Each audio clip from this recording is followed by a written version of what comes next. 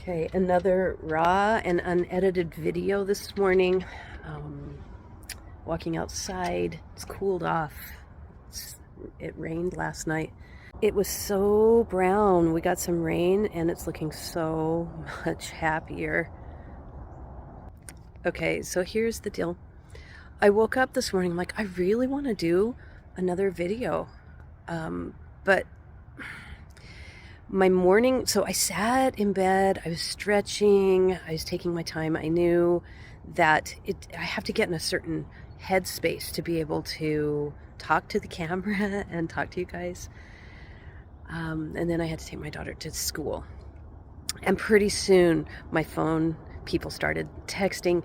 This is how the day goes, right? You start out with kind of this calm and then the day happens. Here, look. See how it rained? And it's kind of wet on one side. Yay. Okay, so here's the problem. I really want to talk, and I know what to talk about. We're going to talk about a little bit about parenting on this raw and unedited video. But here's my problem. If I don't go do yoga first thing or next or before I keep talking, I don't think it's gonna get done.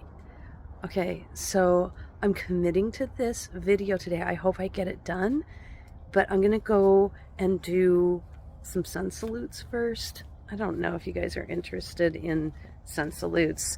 You can go do some yoga with me, and I'm on another playlist.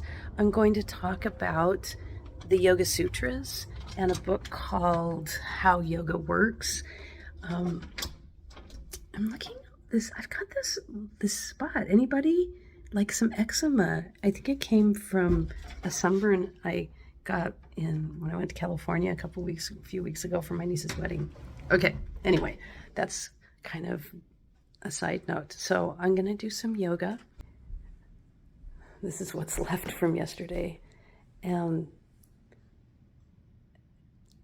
I don't know. I don't think I'm gonna be on camera to do my sun salutes just because it's a little bit more of a setup.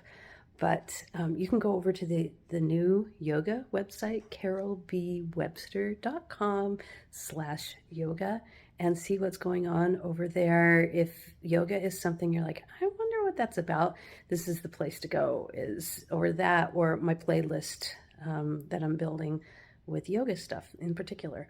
All right, so after sun salutes, I'm going to talk about parenting. I decided I could speed up the yoga and give you a sample of my yoga. So here we go.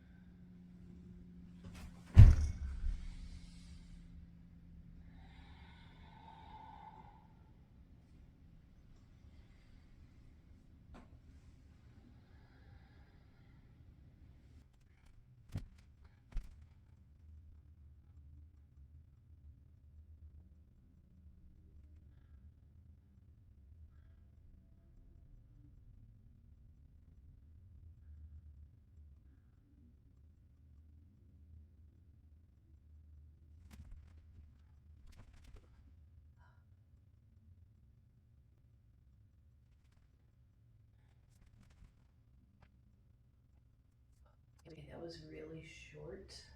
I like spending more time, but I'm afraid if I don't do even just that much, I would get nothing done in the yoga practice today. And I do, I feel more calm.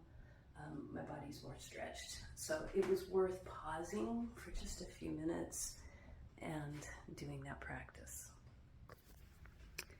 Okay, with a little bit of a yoga practice done, I'm gonna go outside here just for a minute. Oh, it's kind of bright. I need to find some shade. Parenting. That is a really emotional topic. There's so much that could be said, and yet I don't know if there's a more important topic, at least not in my mind. The world, okay, how can I say this? This is going to sound grandiose, but I think parenting is grandiose. I really do. It is the most important influence in the world. We all know that whatever a child learns, that's how they grow up believing the world is. And so as a parent, what you say and how you act and what you value really is what your child is going to believe. But there are some basics that maybe have been missed a little bit. I don't know. I don't know. Again, I'm a little bit afraid to talk about parenting. There are people out there that study this topic. There's so many awesome resources. But I'm just going to tell you the way it is for me. That's all I've got. I can't tell somebody, oh, you should do it this way, or you're doing it wrong. I'm not here to do that. But I will tell you how my attitudes are, and maybe that will open up some ideas that you haven't thought of. I mean, we just don't know until somebody says, hey, have you thought about it this way? We just don't know. So I had a conversation this week with somebody, and what I'm going to do is just read you this text, and maybe, I don't know, maybe it will help. So here I'm going to pull out my phone. And this is what I said.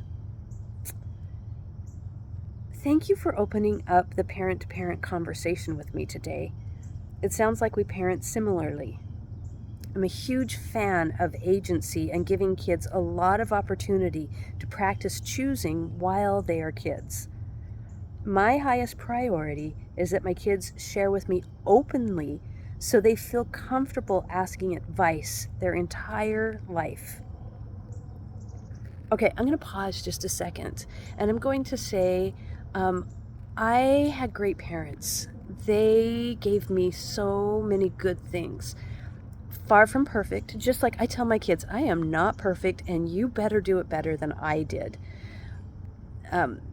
But one of the things I loved about my parents is they had a very open home in terms of if somebody needed a place to stay, they could stay at our house. And I knew that, and I knew that they were comfortable with that. And that has created for me this attitude like, yeah, you can stay at my house. I'm not afraid of that. So I appreciate that about my parents. Open conversations were not something that we had. I don't know, maybe they thought they were open, but they were definitely not open. And that was one of the things I had a goal as a mom, that I and my husband, we would create a family where people could say what they wanted to say and express what they wanted to express. Anyway, so that is a really high priority for me, and the reason it's a high priority is because that's not how it was in my childhood.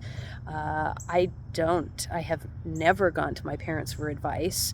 I didn't feel like they wanted to really listen to what I was really feeling, and so I just didn't talk to them. And my dad passed when I was pregnant with my first child, so he's been gone for a long time, but my mom's still around, and I love her, and she's great, and I love to talk to her, but I'm not going to ask her for advice. She doesn't see life the way I see life. And so that was a priority for me. And it's yet to be seen if my kids will come and ask me for advice through their whole life or just talk to me. But that is a high priority. Okay, continuing on this text that I wrote. So my highest priority is that my kids share with me openly so they feel comfortable asking advice their entire life. I try to say yes to requests unless there is a really good reason to say no. I counsel with them, I talk to them, and by pointing out various possible outcomes to help my kids hold themselves responsible for choices. I'll remind them of commitments, maybe like schoolwork or chores or something. So let's say they're asking me, can I go do this with a friend? And I will say, okay, tell me about your schoolwork. What have you gotten done? All right, we need to do chores. How you? So when they come ask, that's a good time to report and tell me what's been going on and how have they been responsible in their life. So I don't know if that makes them afraid to ask, but I think maybe it means that, oh, before I go ask mom about that, I should probably have something to say about my schoolwork and chores and things that I know should be done. All right, so that's one way I help my kids to make choices, is I remind them about their commitments, and I help to hold them responsible with if things are not completed, that before it's a yes, you really need to get that done. So I don't know if that's helpful. I think that if kids are told no all the time to their requests, they stop asking, and they might even just sneak around or feel rebellious or feel frustrated, and that's not a good learning environment for any of us. Okay, here's my favorite. I would probably say this many times, and someday I'll do something on homeschooling, but I have a favorite author. She was in England, turn of the century, 1800s into the 1900s. Her name was Charlotte Mason. I am so grateful for this woman, and that's for another day that I will talk about Charlotte Mason.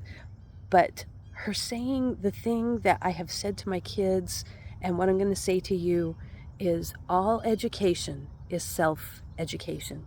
There is no way that somebody else can teach us anything that we don't want to learn.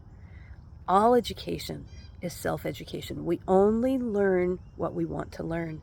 And that's how I've tried to set up our family, that they are responsible. My kids, me, my husband, we are responsible for learning what we need to learn, asking what we want to have, and then we take responsibility for getting the things that we want. And that can create happiness. Now, I haven't always been great at this. Believe me. Oh my goodness, believe me. When my kids were little, there was so much I had to learn. But now, as I have mostly adult kids now, aging, my oldest daughter's 27, my youngest is 15, going on 16. And so, that's the stage I'm in. It's different from the toddler stage. Oh, I could say a whole lot more about the other stages, and I'm sure we'll do some raw and unedited videos about that. But for today, here is my takeaway, my giveaway, I guess, is all education is self-education. If we can help our kids to make choices, just guide them to make their own choices, what is it they want? It's going to help them more than just about anything that we do for our kids. And if we can find a way to make things open so that it's safe for them to talk to us about what they really are thinking and what they feel and what they want, I just think that that's good parenting. All right, we could go on for a long time. I'm going to call it, and we'll talk to you next time.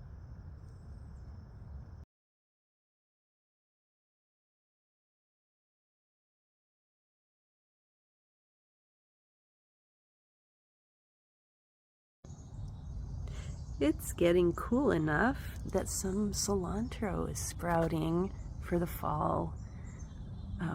I've got lots of extra. If anybody needs some cilantro, let me know. Like little baby plants.